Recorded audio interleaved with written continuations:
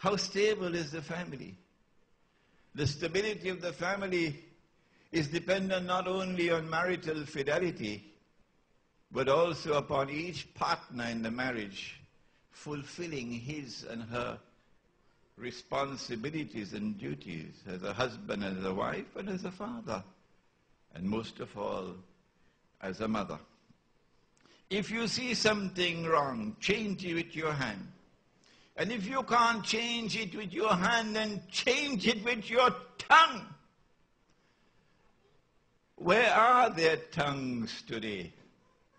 Those who believe only in this patacake, baker's man presentation of Islam. We're not being harsh because we want to belittle them. We're being harsh because we want to wake them up. He said, if you cannot change it with your tongue, then change it with your heart. But you can't go lower than that. That's the lowest stage of faith. The process begins with an internal spiritual revolution. And when that revolution takes place, then you get something in the heart called Nur. We used to have a president in this country called Nur. And when he was president, there was no fire water in the president's house. But I'm talking about Nur, light. A light which is not sold in the stock market. A light which comes from Allah, Most High. But when you recite Surah Al-Kahf on the day of Jummah, that also gives you light. Light that will stay with you from the heavens to the earth until the next Jummah. And when you have that light in your heart, then you would recognize that we live in a world today in which appearance and reality are opposite to each other. 45 years ago, he gave that lecture in Pakistan. 45 years later, it has come back to me to share it with you. There is an uncanny parallel between the world in which we live today and the world of yesterday to which the Quran has directed our attention. And so we don't need to do too much research to understand the reality of the world today, its politics and its economics, if we use that parallel that the Quran has given. It's a parallel with ancient Egypt, and we have an Egyptian here today. There was an Egypt which was godless. It declared, Ana Rabbukumul A'la, I am the Lord Most High. Today the state does the same thing. The modern secular state declares precisely the same thing that ancient Egypt said. The modern secular state declares that the law of the state, the law in this constitution, is the highest law. And any other law which is in conflict with this law is null and void, including God's law.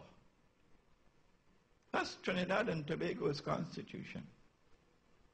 So there is, of course, the most godless constitution in the world, of course, is the U.S. Constitution. So there is a parallel between ancient Egypt of Pharaoh and today's modern world. In ancient Egypt, there was slavery. And the slavery was not just for political purposes, that was peripheral. Because the Israelites posed no really serious problem to Pharaoh. It's just that the Israelites had backed a non-Egyptian king in the eastern delta.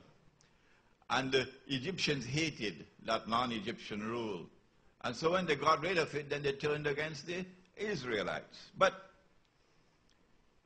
ancient Egypt, Pharaoh's Egypt, turned to slavery for economic purposes. How can you build all these pyramids? How can you build all these big monuments all over Egypt without slave labor? Today it's the same. They're not only rich, they're growing richer. And Haiti must work. Our neighbor, Haiti, that the PNM government of this country doesn't care to look towards at all. Spend your money on stadiums, but let Haiti remain in groveling destitution and poverty. They exploit the poor. They exploit Haiti right here next door. They exploit the masses of South America. The Indians, the red Indians.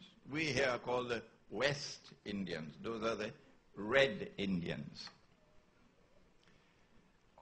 Until a man like Evo Morales could come out of Bolivia, and a man like Hugo Chavez could come out of Venezuela to say enough is enough. We cannot stand this economic oppression. We want to take control of our resources. There is a parallel between that ancient Egypt and this modern world. It's not just politics and economics. It's also intimidation, violence, slaughter, crucifixion. They did it in Guantanamo. They did it in Abu Ghraib. They took, Trinidad, you'll be disgusted to hear this. They took copies of the Quran and sent it down the toilet. They took our people and stripped them naked